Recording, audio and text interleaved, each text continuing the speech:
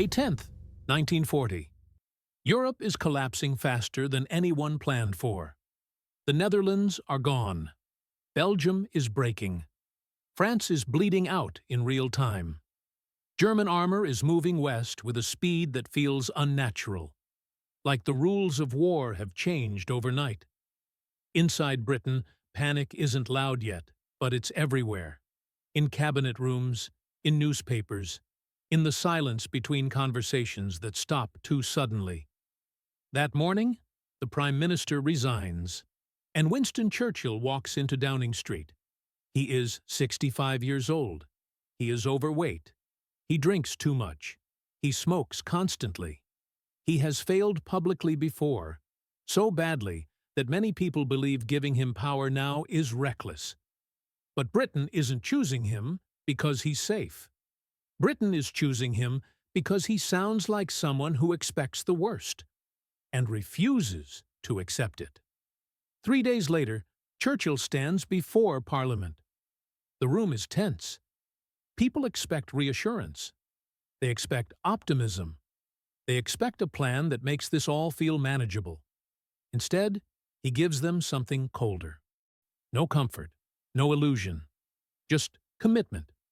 It's a shock, but it works. Because in moments of fear, honesty feels like control. That voice didn't appear suddenly in 1940. It was built over decades of danger, failure, obsession, and survival.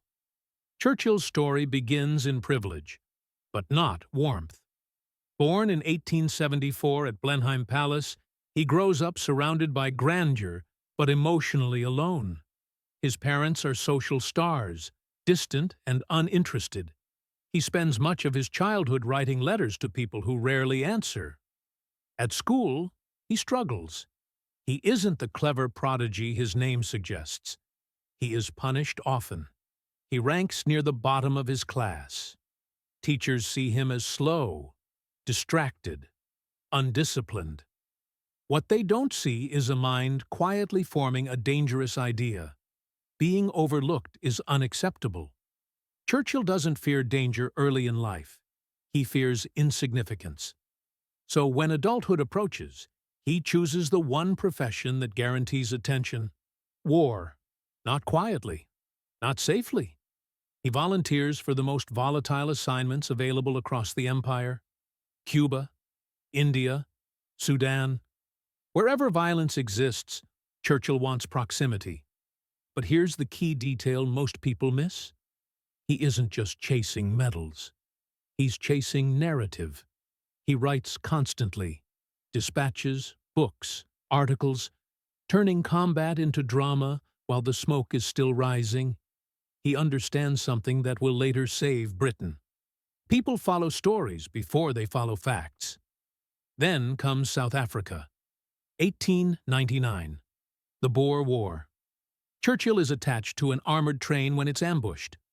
Chaos erupts. The train derails. Shots ring out. Churchill is captured.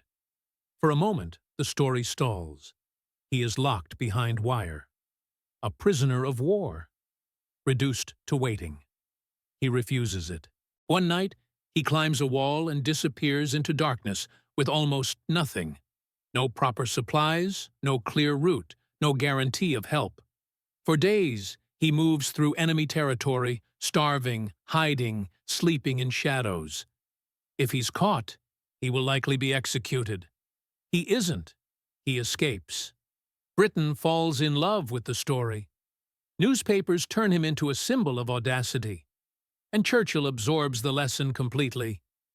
If you survive boldly enough, failure rewrites itself. He enters Parliament at 25 with that belief burned into him. He speaks aggressively. He dominates rooms. He irritates allies and enemies alike. He switches political parties, chasing what he believes is momentum, not loyalty. By his early 40s, he reaches the top tier of power, First Lord of the Admiralty, controlling the Royal Navy at the outbreak of the First World War. This is where ambition turns dangerous. Churchill wants movement, action, decisive change. He becomes obsessed with breaking the stalemate of trench warfare. He pushes for a naval strike through the Dardanelles, an operation meant to cripple the enemy and reshape the war. Gallipoli. The plan collapses into disaster. The landings fail. The fighting becomes brutal. Casualties climb into the tens of thousands. Eventually, the operation is abandoned. Churchill is blamed, publicly, ruthlessly. In Britain, Gallipoli becomes shorthand for reckless leadership. His name becomes radioactive. He is forced out of power. This is the moment where most political careers end. Churchill doesn't retreat quietly.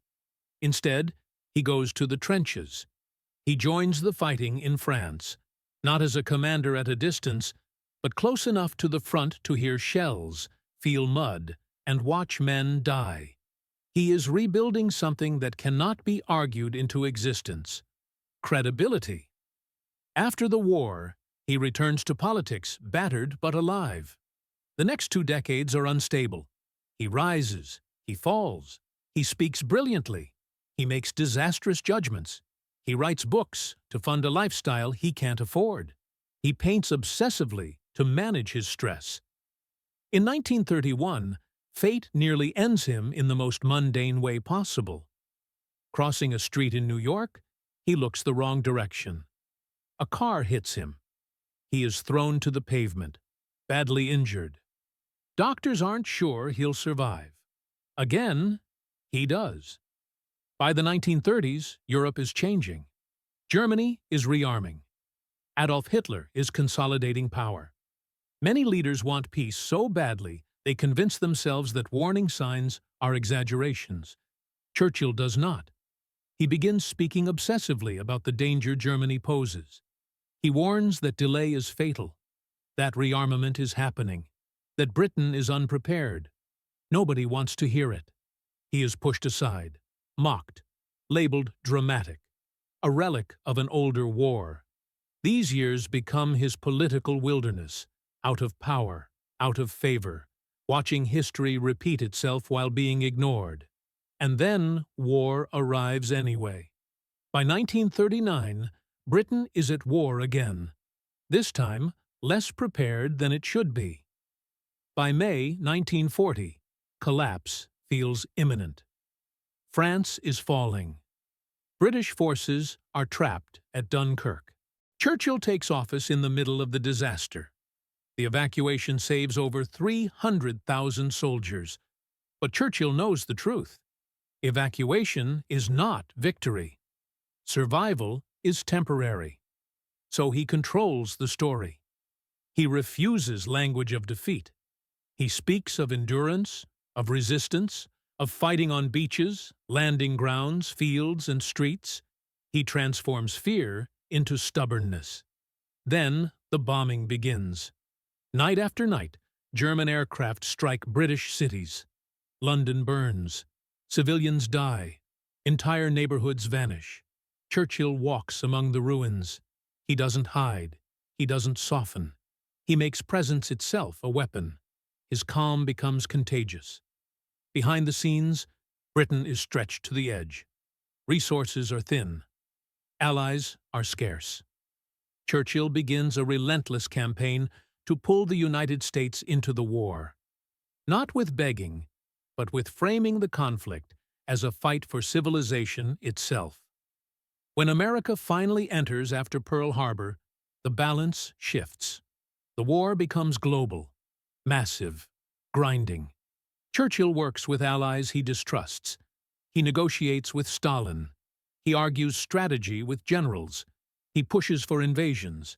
He makes mistakes. He absorbs criticism. He never slows. By 1944, the Allies land in Normandy. Europe begins to break free. The end becomes visible. In 1945, Nazi Germany collapses. Britain survives. Churchill, the man who carried the nation through its darkest hour, stands victorious. And then, almost immediately, he loses the election. The country turns toward rebuilding, toward welfare, toward peace, toward something quieter. Churchill steps aside. It's the most ironic ending imaginable. The man who saved the nation in crisis is not chosen to lead it in calm. But his story isn't finished.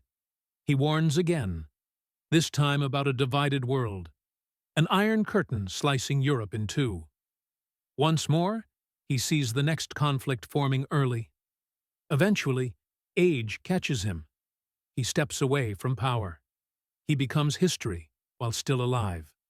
When he dies in 1965, Britain mourns not a perfect man, but a necessary one. Because Churchill's life proves something uncomfortable. History is not saved by flawless heroes. It's saved by people who survived their worst moments and are still standing when the moment finally arrives. He failed loudly. He recovered publicly. He spoke when silence was safer. And when fear tried to write the ending, he refused to read from its script.